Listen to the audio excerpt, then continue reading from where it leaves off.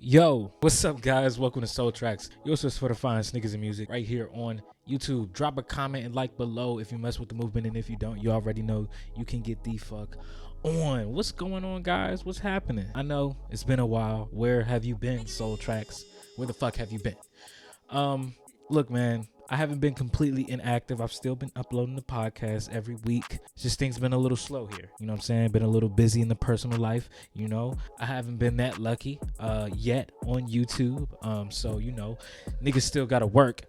So you know how it gets. But I am back putting in the work. That's no excuse. I'm back. And, you know, it's New Music Friday. So you already know what that means, man. That means that we're going to do a new review. Yeah. Yo, if you don't already know, today we're reviewing Mr. Austin Post, aka Post Malone, and he has his newest album out, 12 Carat Toothache. Now that's a great name in my opinion. Like 12 Carat Toothache, you know? Expensive fucking problems, you feel me? Somehow, Mr. Post has rapidly become one of the biggest artists in the fucking world over the last 5 years or so. And I remember being in high school and thinking that White Iverson was like just a meme. But the song was undeniably tasty. And it was a bop, whether the guy should have had those frail ass cornrows in his head or not. And he has definitely proven his talent with hits on hits on hits. The raspy country touch of his voice just really like lays itself so smoothly over the R&B and trap inspired beats that he usually finds himself on. And he's also proven to be able to go into the pop lane, to be able to go into the country lane. The guy's just a versatile beast at this point. And there's just so many great fucking vocal lines from this guy. Really catchy, really intoxicating. I mean, if you look at this guy's hits, it just keeps going. You got Rockstar, 21 Savage, Sunflower, huge song. Better Now, I Fall Apart, Congratulations, Psycho, Cirque, one of the more recent ones, White Iverson, Goodbyes, Candy Paint. He was on the Fade song with Kanye West and Ty Dolla $ign. Stay, like Deja Vu, Justin Bieber. Come on, man. He's got Ozzy Osbourne and Travis Scott on the same track. I mean, what do you want the guy to prove at this point? But all in all, I'm really interested into what this album is going to be like. I did do a little bit of research, and it seems like it's going to be a pretty sad one here. I mean, I've seen him say on a recent interview, says it speaks more to how he's feeling at the moment, the ups and downs, and the disarray, and the bipolar aspect of being an artist in the mainstream. So I think this is definitely going to be an emotional one, but I mean, relative to what he's put out in the past, I don't think it's going to be too, you know, off kilter. But I do think it's going to be some sad boy anthems on here. But enough of my yapping. We're going to go ahead and hop into Post Malone's 12 Carat Toothache. Man, I'm really excited for this one. I hope that it's good because, I mean, Post Malone, he really hasn't let me down so far. The Cooped Up single, I didn't really get into it that much. I listened to it maybe a couple times, but not in depth. So I'm really just interested in what's going on here. But yeah, Post Malone, 12 Carat Toothache, Soul Tracks. Let's dive into this.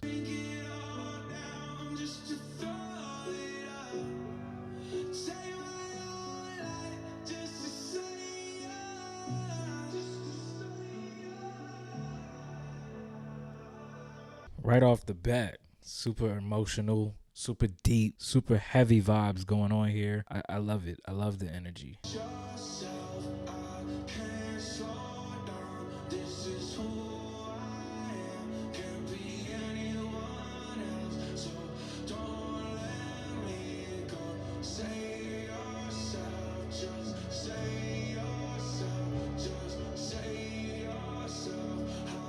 Ooh,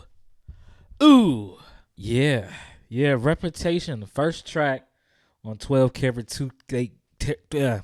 12 Carat Toothache. Damn, that was heavy as fuck. I really like that track. I really like that. I think this definitely will set the tone for the rest of the album. Even though I haven't heard it, you can kind of just tell that this is like, you know, the basis. This is the theme. He's really vulnerable in here. Just reading the lyrics, with stuff he's saying, like take my own life just to save yours, drink it all down just to throw it up. Entertain us, but please don't wake me up. I betrayed us, but us don't give a fuck. Kill myself today, kill it all away. Broken path I made, please just stay away. You know, it sounds like he's talking to somebody or about somebody, and it seems like he's just like, look, man, I'm fucked up. You either gonna stay here for the downfall and fall with me, or you can get the fuck and live your life peacefully without me. Either way, he's gonna be doing what he does. Yeah, that was a really fucking emotional track. Like really. If I was one of those niggas, I would have cried to this. You know, real shit. Okay. Yes. Right. Let's get it.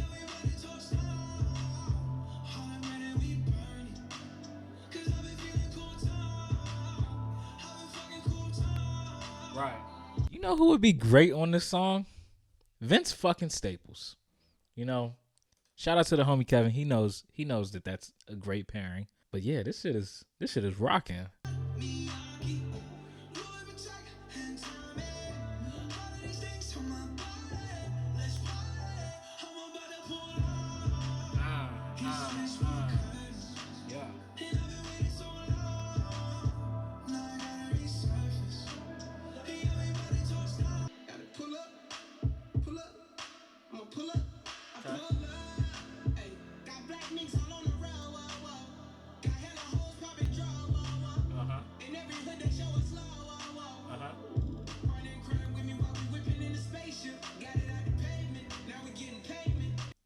Okay, cooped up. I like that. That was a good decision to be the single. I can definitely hear that on the radio somewhere. Just that, that boom, boom, boom, boom, boom, boom, boom, boom, boom. Yeah. That just sound like good memories, man. I really enjoyed that. I think Post had a really strong chorus on there. I mean, that's what he's so good at doing, is giving you those fucking like earworms that just stay with you forever. Roddy Ricch on here was the feature. I think the Roddy Ricch feature was okay. It wasn't anything spectacular. It wasn't, the perfect, enthusiastic, spontaneous verses that he's given us in the past. And I think this could have been fixed by just rapping more on beat. I don't know why rappers are doing this these days. They just feel like, oh, let me rap around the beat, not on it. And sometimes that works. Sometimes it works. But I really think it could have benefited this song here. And it kind of just slowed it down, in my opinion. I don't know. It was a little weird. But it wasn't bad, though. I'm not, angry at it. I'm liking this. I like how it flowed into the next song. And I can hear this song flowing into the other one.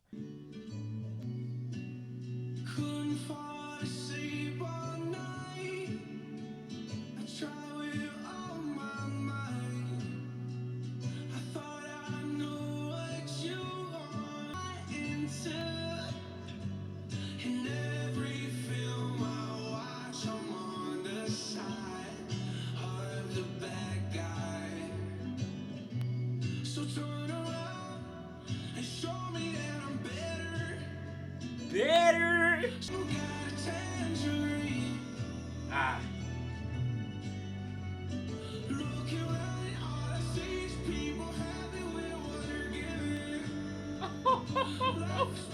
Oh, yes, please enunciate your words that way. That's great. They're giving that I'm better. I love that. That's fucking great. Please keep doing that.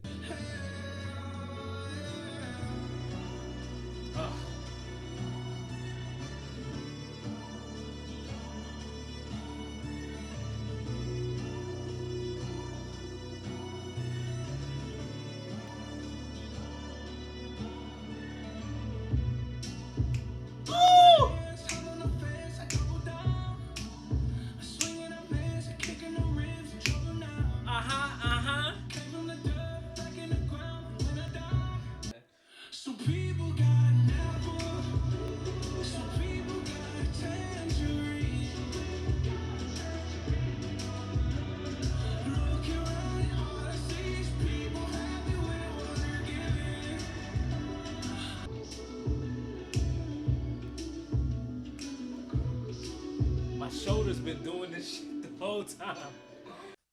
Well, shit on a stick and call me Danny, because that was fucking great. I really like that. Lemon Tree, the third track off of 12 Carat Toothache. Post Malone is pronouncing his words differently.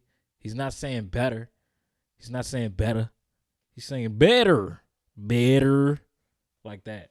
You know what I'm saying? Put a little butter in your voice. Oh man, I fucking loved that song. That song was, the instrumental was just so deep and dark and just, you know, it had that off kilter bump to it. You know, definitely some country influence going on there. I really like that. And I really liked the lyricism on here too, talking about basically how, he's got bad luck, things go bad, he might fuck shit up occasionally. But at the end of the day, he's just gonna say, fuck it, man, let's burn it all down and I'm gonna grow me something better. You know what I'm saying? I really like the lyric where he says, some people got an apple, some people got a tangerine. Look around and all I see is people happy with what they're given. Life is pretty sweet, I'm told. Get some shit out of luck. Growing me a lemon tree, I'm going to burn it down and grow me something better. That's a great chorus right there. That's some grade A songwriting right there.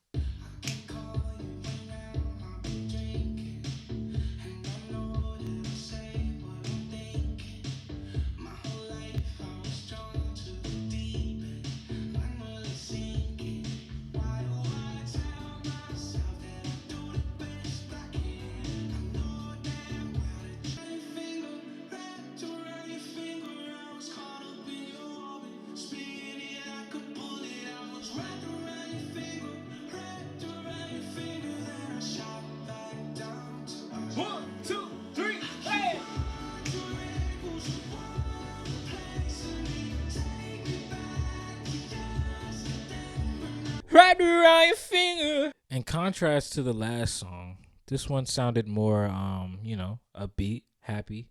Kind of sounded like a candy cane sex party, just real happy, vibrant. But yeah, I kind of like that one. It definitely had a more pop vibe to it. But I did really like, the atmosphere of that song. At that classic pop, booms, coons, booms, coons, booms, coons. And the bass line, it had all of those elements in there just to make it feel nice and glitzy and just upbeat. But I do really enjoy the lyricism on here, and I do enjoy the vocals on here also, especially on verse 2. I think that was a great performance. But yeah, I mean, as far as the topics on here, he's talking about, past relationships, being so tied up in that world that, when it's time to go, it feels you don't even feel yourself anymore. You know what I'm saying? And I think a lot of people could definitely relate to that. You know what I'm saying? He says, look in the mirror, I don't see myself. Being with me has got to be like hell. So tell the devil I'ma be right down. That's a hard bar right there. That's a nice bar. Yeah, Wrapped Around Your Finger. I'm surprised that wasn't a single, because it definitely can play on the radio all day, the pop station. That'll be the first one. As a matter of fact, I can hear this in your nearest grocery store, you know what I'm saying, just playing while you looking at unsalted pork rinds and shit. Yeah.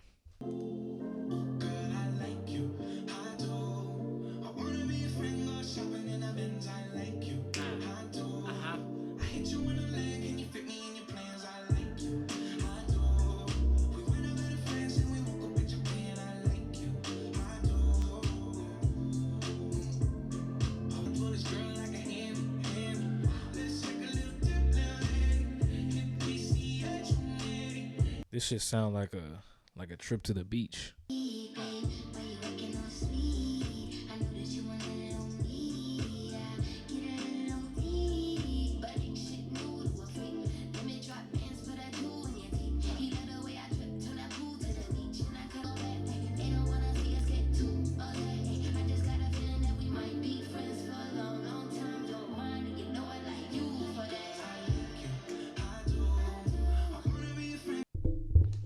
At this point, I think Post Malone is just playing like, oh, let's see how many hits I can just fit on one album. If you thought the last song would be the single, no, this This should have been the single. I mean, I can hear this. I can hear this all day on the radio. It's just got that vibe, that chorus to it, that I like you, I do.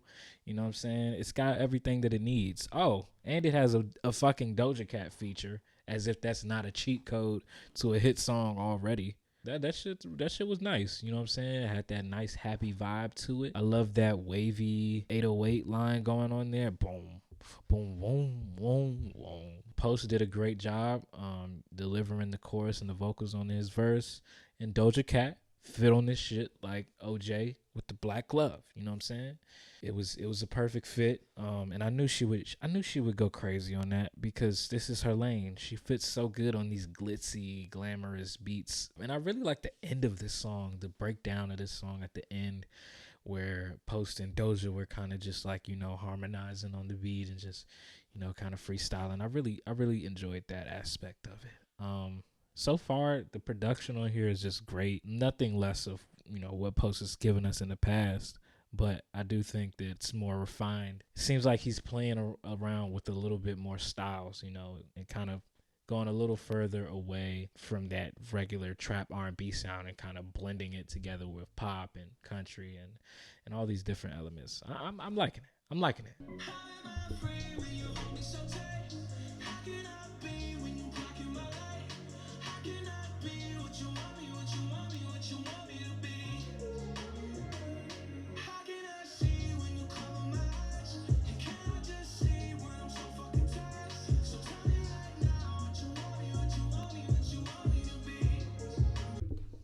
Now tell me Juice World wouldn't fit like a fucking glove on this beat.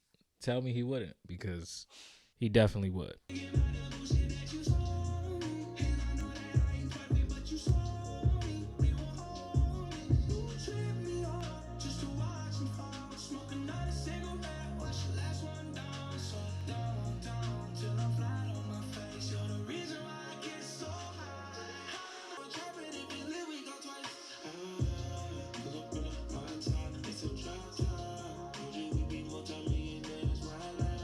I cannot be the complete polar opposite of the last song being titled a sadder song and the other one being titled a happier song. This one was a good song. I think that Post Malone really did the job, did the work with that chorus there, and his lyricism. The beat wasn't, a lot to write home about. It was kind of more of a generic trap inspired beat there. But I think where this song could have been a little better is its feature, Gunna. And that's not saying that he did a bad job here. I don't think the verse was bad at all. I just think the song could have used somebody who can give a little more passion, a little more provoking with their voice on the song. Which is why I said a Juice World would have worked on here, or even somebody like a Don Toliver, who's known for like just delivering that raw voice. Somebody who can match Post, basically. I think Gunna kind of just like, made the energy of the song go down a little bit. But I do think this is one of his best or one of his better guest verses.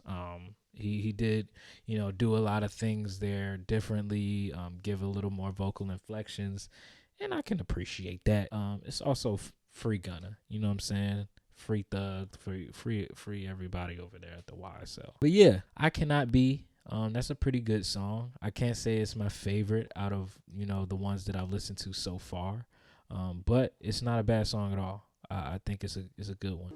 Take your bitch, give her back, send her package. She was acting crazy, going back, she in the backseat, rain. She was classy, now she nasty. Hey, I'm a bachelor, please. I wanna see something in the shirt store, please. To my top, let my ex on, cut it off completely.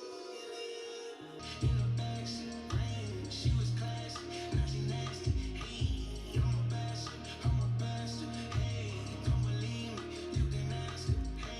That shit sounded like the back alleyway of a strip club. Definitely more, modern trap inspired there. You know what I'm saying? Definitely more of a trap hip hop inspired song. Posty, he's gone from that, heartbreak, leave me alone, to I'm rich and I have money route. You know what I'm saying? We've seen it time and time again. So, not really a need to talk about the lyricism here. I mean, take your bitch, give her back, and saying send her back, and she was acting crazy. But yeah, I think it was a catchy song. I think it definitely did what it needed to do. You know what I'm saying? The beat was knocking. You know what I'm saying? The 808 was going crazy.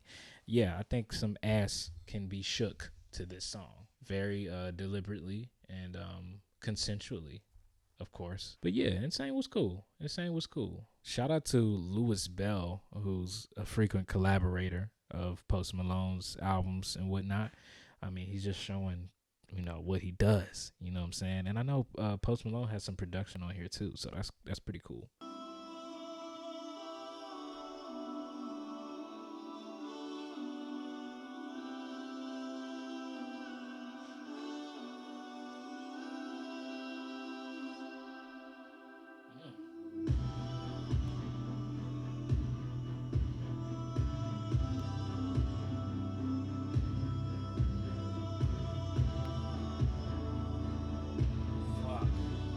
I'd imagine this is what plays before the world ends.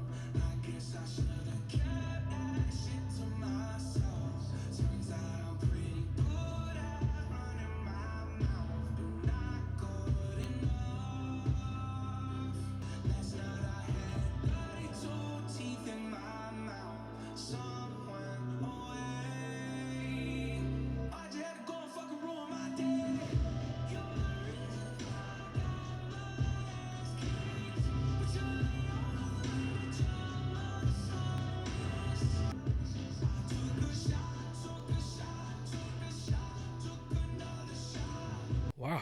Okay. Love hate letter to alcohol. There's a lot of things to say about this song. So I'm gonna take my time like I'm 80 years old and I'm trying to cross the street. I really think I enjoyed this song. What I really enjoy the most is the Fleet Foxes feature being like the centerpiece of this whole song. Given that they gave that sweet serenade at the beginning of the song, and it kind of just becomes this loop throughout the whole thing.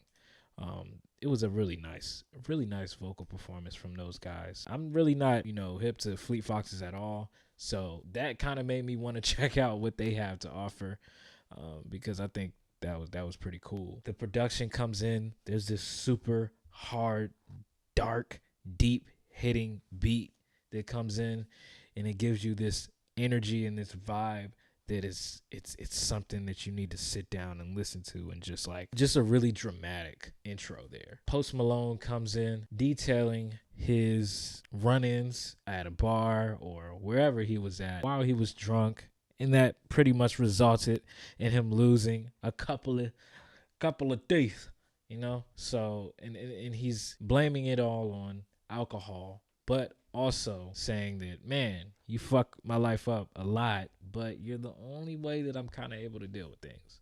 Given this song is titled Love Hate Letter to Alcohol. And the second verse is kind of just detailing, the aftermath of that. And yeah, it's just a really dramatic song all the way around. But I do really like this aspect of Post Malone because, everybody kind of knows that he's like the poster child for Bud Light. It's pretty obvious that this guy's a fucking alcoholic. You kind of can see it on his face. He seems the type of guy that's just like, you walk past him and he just smells like beer, alcohol. And yeah, man, he looks like a guy that just, wants a good time. So you know how that goes. Yeah, I mean, I can imagine that he deals with these things in his life, and I think it's really good that he's putting this into music. And I think he should do this more. I don't think we really need more pop tracks, hit tracks, trap tracks from Post Malone at this point. I think he could go a whole album doing shit like this. So yeah, I hope he gives us more of this lane on this album, because that was pretty fucking good. Shout out to the Fleet Foxes.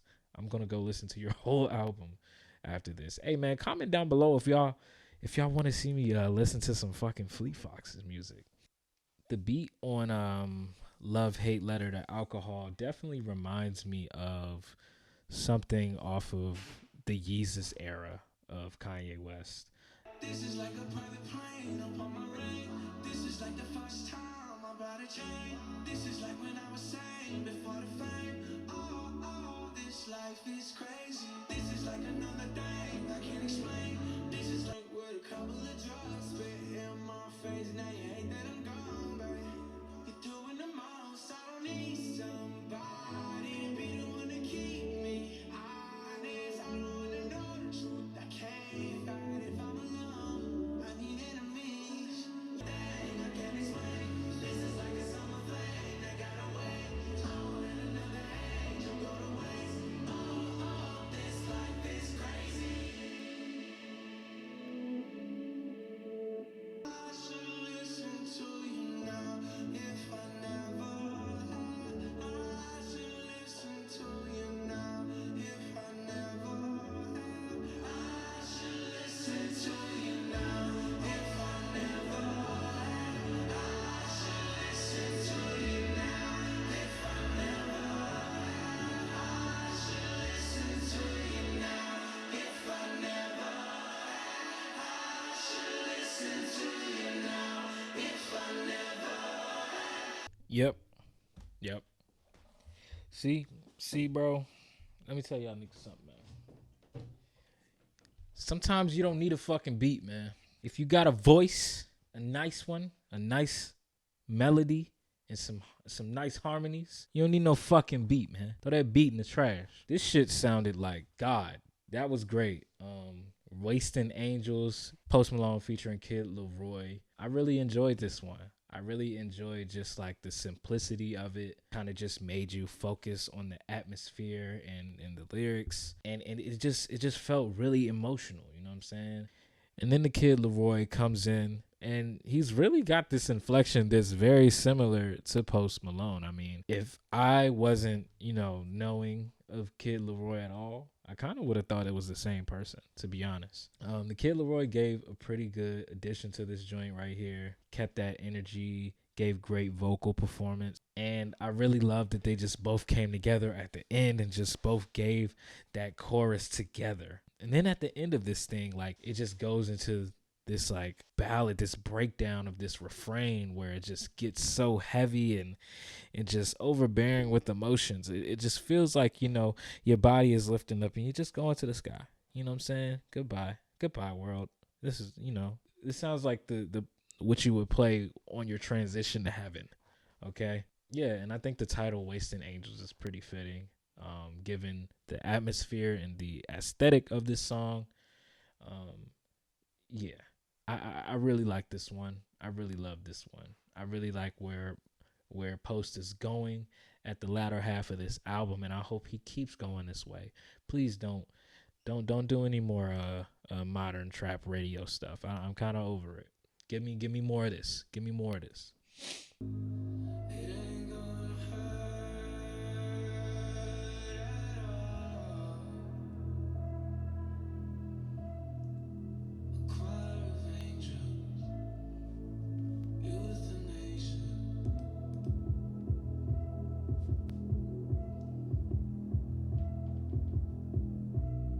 Behold a soul moment, sweet. I should crack one open to celebrate being clean. What? When I go out, ain't gonna hurt at all. Hey, you guys remember on the last song when I said this sounds like the transition of you going to heaven? Yeah, well, this shit sounds like the death. Fuck. This was even deeper somehow. I don't understand how he's doing it, but I guess that what sadness does to you. Fuck, man. Honestly, hearing this, I kind of hope Post is okay, because that's just a really really sad, but real as fuck, real lyrics here. I mean, listen to these lyrics. When I go out, it ain't gonna hurt at all. a choir of angels, euthanasia. If you don't know, euthanasia is basically when they kill someone or they sedate the patient willingly to save him from suffering and pain. And so he's basically saying, you know, when I go out, it's not gonna hurt. It's gonna be because I want to. It's gonna be consensual, basically. But the second verse is really like gives you a glimpse into, you know, his battles with alcoholism. I mean, he says, "Behold, a sober moment, too short and far between. I should crack one open to celebrate being clean." A lot of irony there, obviously, but it's just so fucking real, man. Like he's battling with this addiction, you know, and I know so many people do in this world, you know, so that's why I can appreciate the realness of it.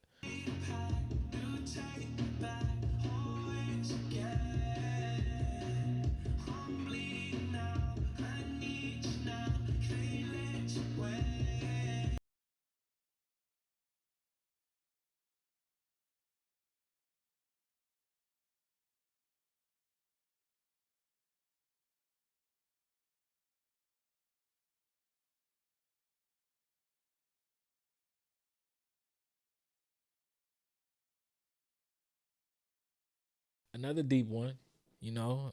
Post is obviously going in the area on the second half of this album where like he's really just like telling you straight up about, you know, what he's going through, whether it's his addiction, his battle with infidelity, in this case on this song.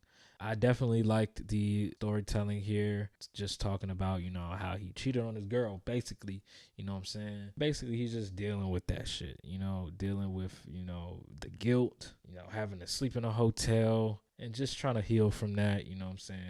And healing from the trust that he broke. He did pretty good on displaying that, especially vocally on here. I don't know what Post is doing, but his second verses hit a lot harder than the first ones, and that's in a good way. He just has this thing where he just goes all out on that second verse, and I love it. The beat on here is definitely something I'm gonna have to get used to. It's a lot more upbeat, and I don't know if I can just get with the tone of it altogether. But it was pretty good though, you know what I'm saying?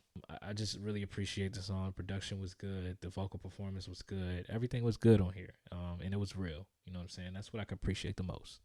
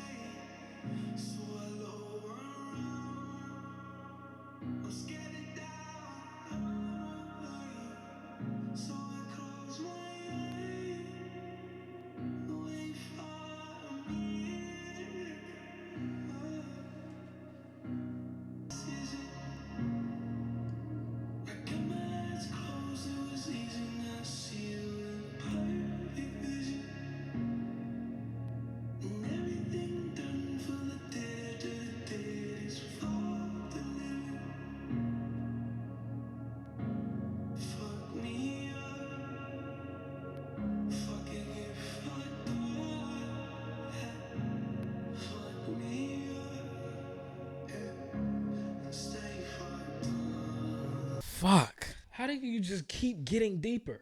It just gets deeper somehow. The whole second half of this album is just like a fucking jumping through a hole. Like, this is crazy. Waiting for a Miracle is a short song, 2 minutes and 22 seconds. Minimal. Just him, a piano, and a couple of little synths here and there. Man, that was deep, especially because of the lyricism once again. Here he's talking about, you know, contemplating and just thinking about death. It's not really him talking about it that's so, you know, that's so interesting here. I think the way that he says it is even more interesting because it doesn't just seem like I'm contemplating, you know, suicide. It also seems like he's contemplating how we think about death and funerals. For example, he says, everything done for the dead after they're dead is for the living. And everything done on a day, God damn it, that's our decision. You know, that's a really good lyric right there. And once again, I said it in a couple tracks ago. I really do hope that Post is okay. You know what I'm saying? Because, it takes a lot to really like put this into a song, and hopefully this helped him get through these thoughts and whatnot. Because we would hate to see Post succumb to, his battles with addiction and whatever's going on in his head. And I can understand that that's probably even a tad bit harder, being such a big superstar and, having to cater to fans and whatnot. I feel like that's an area where, I couldn't even really cater to because I wouldn't know. Yeah, man, Waiting for a Miracle. Really deep song, emotional and thought provoking. All in all, another great Post Malone song. Damn. Fuck.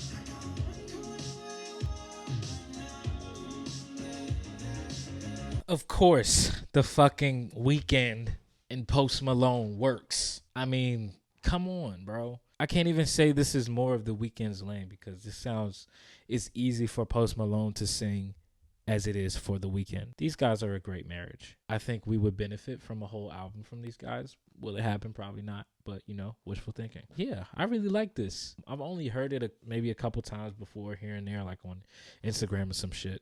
But this is my first time like really listening to it and diving into it, and I really do enjoy the 80s pop inspiration going on here. I enjoy the upbeat nature of it. I enjoy the synths. It sounds like a fucking like a birthday party for a neon sign. Just real glitzy, real just electric. Post does great on here. He's talking about the girl fucked her over, fucked him over. So, he's bringing the bitches over. You know what I'm saying? It's get back time, revenge time. He says, body for a body, I'm so petty. How many of your friends can fit in my roles? You know what I'm saying? So, bought you a new face. You should call me dad, baby. Oh, yeah. He's petty. He's petty. And the Weeknd does just as good on here. And I think my favorite part would probably be at the end of the track where they kind of just both come in and sing that hook. Yeah, it's just a really sweet moment right there. And I think Post Malone and the Weeknd, man, like, what more can you ask for? Just a great fucking song right there, man. Great song.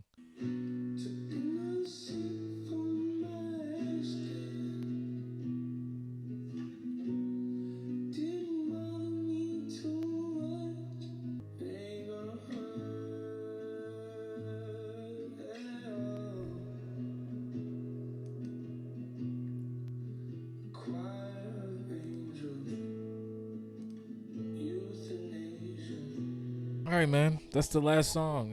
That was titled New Recording 12, January 3rd, 2020. So it seems like it was just, kind of like a rough draft type of thing going on. That was the last song on 12 Carat Toothache from Mr. Post Malone. Fourth album. How are we feeling about this after a whole sit down and first listen here?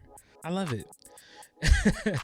And I know that sounds a little cliche, but I do really like this album and how it has such a different angle compared to his previous albums. He does a great job of diving deeper into who Post Malone really is, or really was at that current time, and making a whole album out of it. I think the title of this album, 12 Carat Toothache, really encapsulates the theme of this album, being that he's having all of these problems, dealing with all of these things despite being so well off financially. Is it rich nigga problems or is it real nigga problems? I think this is best represented on tracks like Cooped Up, Lemon Tree, also Love Hate Letter to Alcohol, Wasting Angels, and Euthanasia. Those songs really just encapsulate that title for me. Stylistically, Post Malone definitely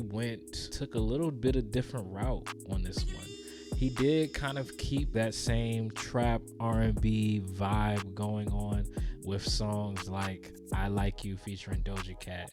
Also, I Cannot Be with Gunna, Cooped Up with Roddy Ricch. All of these songs are songs that, you know, are easy on the ear for a Post Malone listener. And they're all good songs also. They have great vibes to them. You know, something that'll definitely go well on the radio.